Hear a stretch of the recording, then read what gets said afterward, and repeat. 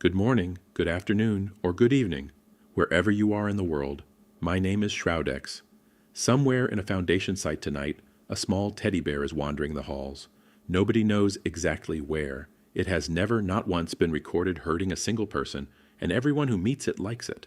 That's the part that should actually worry you. This is SCP-1048, Builder Bear, and what it builds is nothing like it. This channel has covered suns, ancient gods, salesmen, and a flesh-eating quarantine the size of a small country. None of them prepared this channel's team for how genuinely difficult this particular file is to sit with, precisely because nothing about the source of the horror ever asked to be feared. Item number 1048.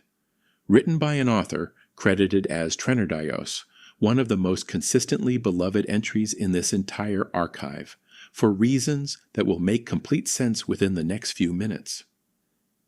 Its object class carries two words most files this channel has covered never combine in the same line: safe. Keter. Our orientation episode explained what each of those words usually means on its own. Safe meaning predictable and low effort to manage, Keter meaning difficult, costly, and never fully guaranteed. This file assigns both at once to the exact same entry, and that pairing alone tells you something important before you've even heard a single detail about what actually happened here. Safe. Because the bear itself has never, in any documented incident, posed a direct threat to anyone. Keter. Because of everything that comes after it. Compare this to the locked box test our very first episode explained. Put the anomaly in a sealed box. If nothing happens, safe. If you don't know what will happen, Euclid. If it escapes easily, Keter. This file breaks that test by applying it to two different things inside the same case number. The bear, in the box, does nothing. What comes out of the box later is an entirely different question, and the file refuses to pretend those two facts belong under a single, simple classification. The file describes it in almost disappointingly ordinary terms. A small teddy bear, about 33 centimeters tall, roughly knee height on an adult. Laboratory testing turned up nothing anomalous about what it's actually made of. The same fabric and stuffing you'd find in any toy store. No hidden mechanism, no unusual material signature anywhere in its construction. And yet it moves entirely on its own. Nobody has ever explained how or why. That gap between the mundane material and the impossible behavior is the first unsettling detail this file offers, and it sets the tone for almost everything that follows. This isn't a monster built from something obviously wrong. It's something ordinary, doing something it has no business being able to do. It's worth comparing that ordinariness to every other entity this channel has introduced you to. Most anomalies announce themselves through appearance alone, size, wrongness, something a witness could point to immediately. This one passes every visual inspection a lab could run. The danger here was never going to be caught by testing the bear directly. It was always going to be caught, if it ever was, by paying attention to what showed up around it later. There's also a specific irony in how thoroughly that lab testing failed to find anything worth flagging. This channel has covered files where a single material sample was enough to justify an entire containment wing. Here, the sample came back clean, ordinary, unremarkable in every measurable way, and the actual danger turned out to be sitting entirely outside anything a laboratory test was ever designed to detect in the first place. Here's where this file starts breaking the pattern this channel's orientation episode walked you through in detail. The current containment procedures don't describe a cell or a chamber or any physical structure built to hold this entry at all. They describe something closer to an admission. SCP-1048 is currently free to roam the site. Its exact location, as of the file's last update, is unknown. It's allowed to stay loose specifically because, on its own, it has never once shown any sign of wanting to hurt anyone, a justification that sounds almost reasonable until you hear what comes next in this same document. Its creations get a very different order entirely. Destroyed on site, the instant they're found, no hesitation, no attempt at study or containment first. It's a containment file with two completely different threat postures running side by side, gentle patience for the bear itself, immediate lethal force for anything it happens to make. Sit with that logic for a second, because it's genuinely different from every containment decision this channel has explained before. Most anomalies stay uncontained because the Foundation hasn't caught them yet. A failure of resources or timing rather than a deliberate choice. This file describes something closer to a decision. The organization looked directly at a source of repeated, confirmed mass casualty incidents and chose, apparently more than once, not to escalate its pursuit of the bear itself beyond passive monitoring because the bear, specifically, has never personally raised a hand against anyone. That's an uncomfortable kind of institutional logic to sit with. It treats intent, or the appearance of intent, as more relevant than outcome, even when the outcome includes an entire security team's worth of bodies. Whether that's a reasonable risk calculation or a dangerous blind spot is a question this file never answers for you directly. It's worth comparing this specific containment posture to our very first episode's explanation of object classes and the locked box test that goes with it. Put the anomaly in the box. If nothing happens, safe. This file effectively ran that test for 7 straight months, watched nothing happen, and only afterward discovered the box had never actually contained the real danger to begin with. The bear was never what needed watching. What it built, quietly, somewhere outside anyone's direct observation, always was. Its usual way of greeting someone is a small hug, wrapped affectionately around the lower leg. It's also been seen dancing in place and jumping happily whenever it's glad to see someone, small, uncomplicated gestures of genuine warmth that read exactly like what they appear to be. On 2 separate documented occasions, it drew simple, childlike pictures specifically for the site's janitorial staff, people whose jobs rarely earn them any special attention from the anomalies they clean up after. Every single person who has interacted with it responds positively, without exception, including D-class personnel who typically display genuinely hostile or sociopathic behavior under ordinary Foundation testing conditions. That universal reaction is worth sitting with for a moment. This channel's orientation episode explained exactly how expendable and how understandably resentful most Class D subjects tend to be toward the organization testing them. This file records every single one of them responding to this specific anomaly with something close to genuine affection, a consistency that has no documented exception anywhere in the file. There's also something worth naming about the specific choice of the janitorial staff as the recipients of those drawings. Not senior researchers, not the site director, the people whose work is the least visible, least glamorous, and most consistently overlooked inside any large institution. If Dr. Carver's later theory holds any truth at all, that detail becomes almost calculated in hindsight. Gestures of warmth aimed precisely at the people least likely to be trained or suspicious enough to question why a teddy bear was paying them personal attention in the first place. It can answer simple yes or no questions with small gestures. That's the confirmed extent of its communication with Foundation staff. Ask it anything about what it actually is or where it actually came from, and it usually doesn't react at all. Not confusion, not refusal, simply nothing.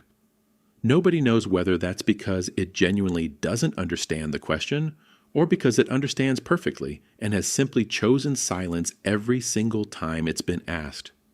Even its drawings, offered freely and often, are never used to explain anything about itself.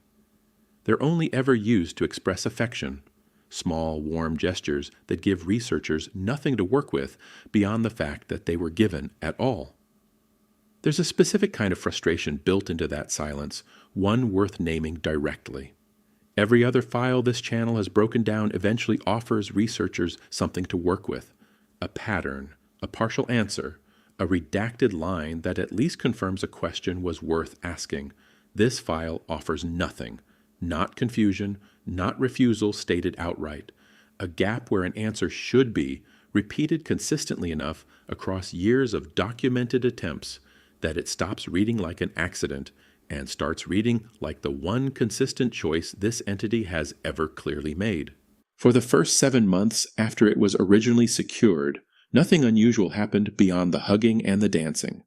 As far as the Foundation understood it at that point, this was simply a strange, harmless, genuinely sweet anomaly. Exactly the kind of low-priority case this channel's orientation episode described as barely warranting serious concern. Then, past that 7-month mark, the Foundation began finding crude replicas of the bear scattered around the site, built from materials nobody had ever observed it collecting. Dr. Carver, one of the researchers most closely tied to this file from that point forward, proposed a theory that reframed everything documented up to that moment. Its affection was never simply affection. It was cover, a way to lower everyone's guard, staff, and DT-lass alike, while it quietly gathered whatever it actually needed, undisturbed, precisely because nobody watching it closely enough to notice ever wanted to believe something that warm could also be dangerous. It's worth asking what those 7 months of quiet observation actually did to the people watching it. This channel's orientation episode explained how compartmentalized and clinical most Foundation research tends to stay, distance maintained deliberately between researcher and subject. 7 months of hugs and dancing and harmless drawings is exactly the kind of extended, repeated positive contact that erodes that distance without anyone necessarily noticing it happening in real time. By the time the first replica was discovered, the staff assigned to this file had already spent the better part of a year building something close to genuine fondness for the thing they were supposed to be studying with total objectivity. The first creation was found wandering the site, walking directly beside SCP-1048 itself. Witnesses described the scene as looking almost like a tour, as if the original bear was proudly showing its creation around the facility. Up close, the resemblance stopped being comforting almost immediately. The new bear wasn't fabric at all. It was built entirely from human ears. A security team arrived to contain it before Dr. Carver himself could reach the scene, and what happened next is one of the more brutal documented incidents in this file. It responded to their approach with a single, high-pitched shriek. Everyone within roughly 10 meters felt immediate intense pain in their eyes and ears.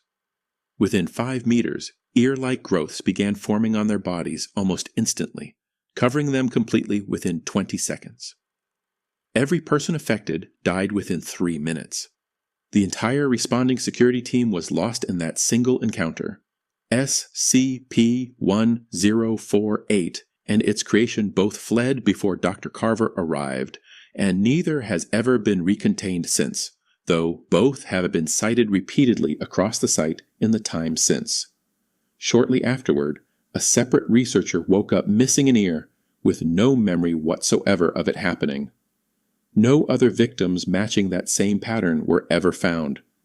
Nobody knows if that specific ear came from him, or if SCP-1048 already had some other, still undocumented method of finding the material it needed for its next creation. Notice, too, how differently this incident reads compared to almost every other violent encounter this channel has documented. There's no ambush here, no failed containment breach in the usual sense. Security walked directly toward a fully visible threat, following standard procedure exactly as written, and the procedure itself is what got an entire team killed in under 3 minutes. It's one of the rare incidents in this archive where following protocol to the letter produced the worst possible outcome anyway, simply because nobody had yet learned enough about this specific creation to know the protocol didn't apply. There's also something worth naming about the word tour itself, chosen by witnesses trying to describe what they were watching in real time. Nobody used a clinical term for it. They reached instinctively for language usually reserved for pride, for introduction, for showing something off to someone you care about. That instinct, from trained Foundation personnel who should have known better, tells you exactly how convincingly this entity's warmth still read, even standing directly beside something built from human remains. The second creation surfaced somewhere far more mundane. The site cafeteria during an entirely ordinary shift, its appearance nearly identical to SCP-1048 itself. Its movement wasn't identical at all. Jerky, irregular, Simply wrong in a way witnesses struggled to articulate at first, beyond a growing sense that something was moving inside it, well before anyone understood what that actually meant. A seam along its side eventually split open. What emerged was a small human hand and arm reaching into the open air of the cafeteria. A nearby researcher screamed, and the bear responded with a cry, eerily similar to that of a human infant. What happened immediately afterward left that researcher with severe internal injuries, and security was forced to act against both her and the creation itself. Hours later, a separate discovery connected the two events together. A pregnancy ended without consent. The child never recovered. The file states this connection plainly, without elaborating further, and that restraint is doing real work. Some horror doesn't need additional detail to land as hard as it possibly can. There's a specific horror in where this creation chose to surface too. Not a lab, not a containment corridor, but the cafeteria, the single most ordinary communal space in any Foundation site.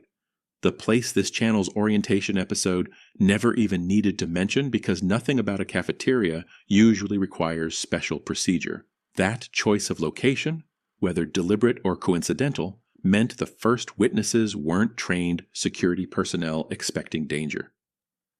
They were people eating lunch. The file's restraint in describing what came next is worth noting directly. It states the facts, the injury, the connection discovered hours later without expanding into detail beyond what's necessary to understand what happened. That restraint isn't softness. It's the same clinical distance this channel's earliest episode identified as the engine of SCP horror, proof that some information does more damage delivered plainly than it ever could dressed up with additional description. Here's the detail the file itself never fully resolves, and it's worth sitting with directly.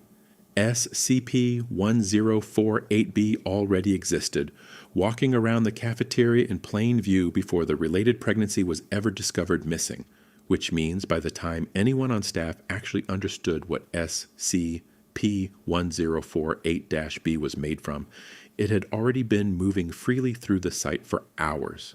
The file doesn't explain how that sequence is possible.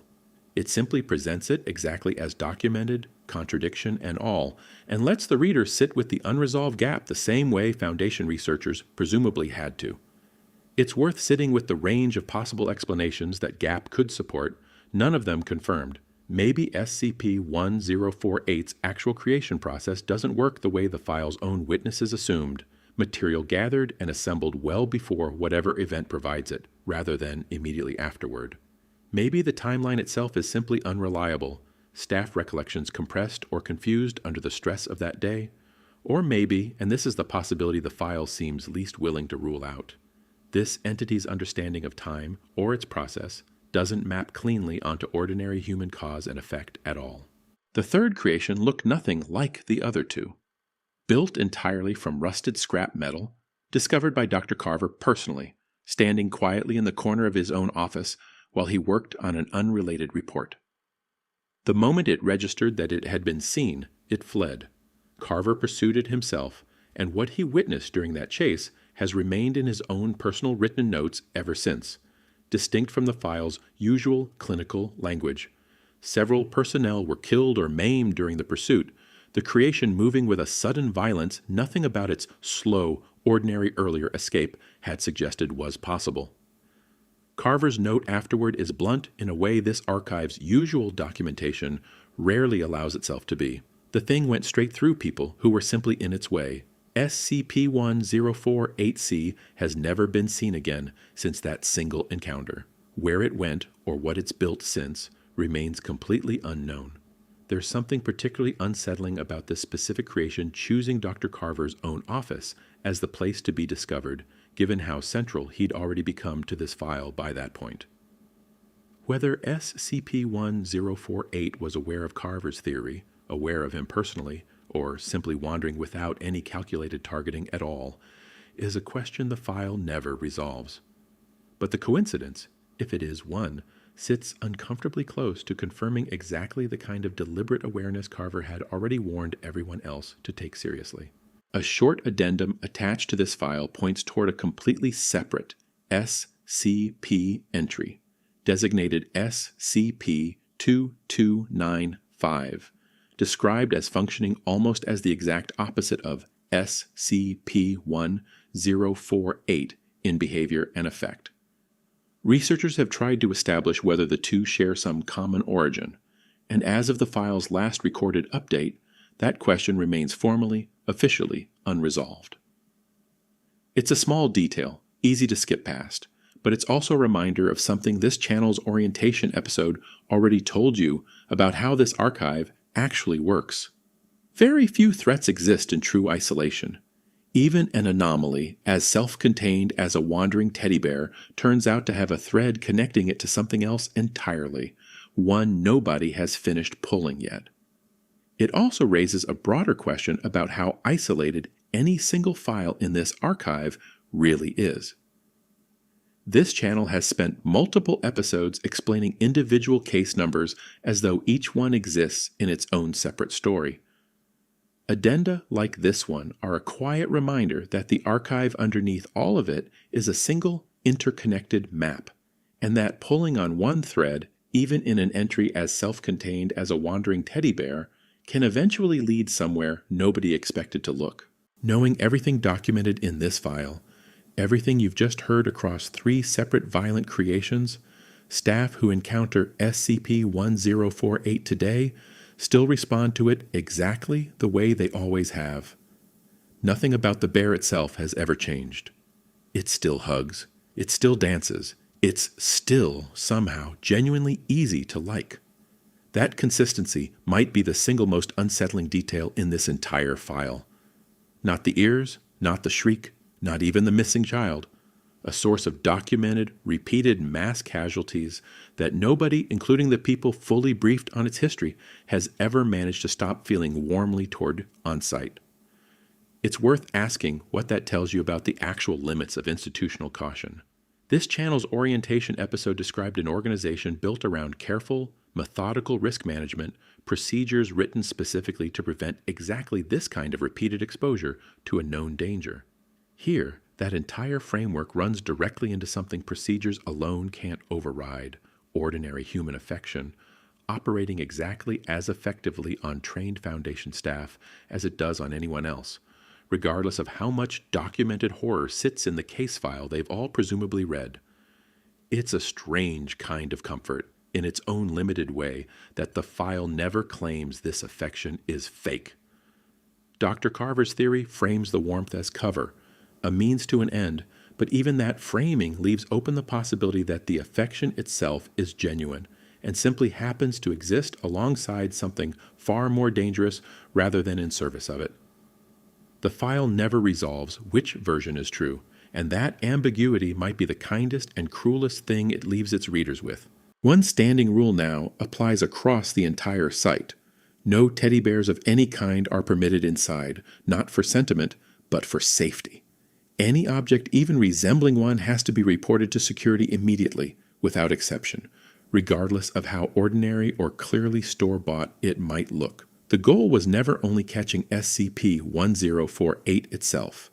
It's making sure nobody on staff ever mistakes one of its creations for something harmless again, a rule written entirely out of the specific repeated failure of good instincts to protect anyone from what this particular anomaly is capable of producing.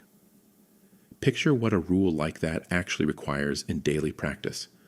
Every new hire briefed on it during onboarding, every care package or personal item screened before it's allowed past security, every well-meaning gift from a family member intercepted and questioned indefinitely because of one anomaly that has never personally hurt a single person on record. That's the scale of institutional caution this file's own history eventually forced into existence, built entirely around the space between what SCP-1048 does and what SCP-1048 makes.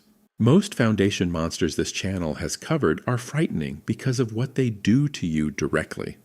This one has never done that to anyone, not once, across the entire documented history of this file. It hugs. It dances. It draws pictures for people who empty the trash cans, and somewhere out there right now, it's very likely building something else entirely. The Foundation has never proven Dr. Carver's theory wrong.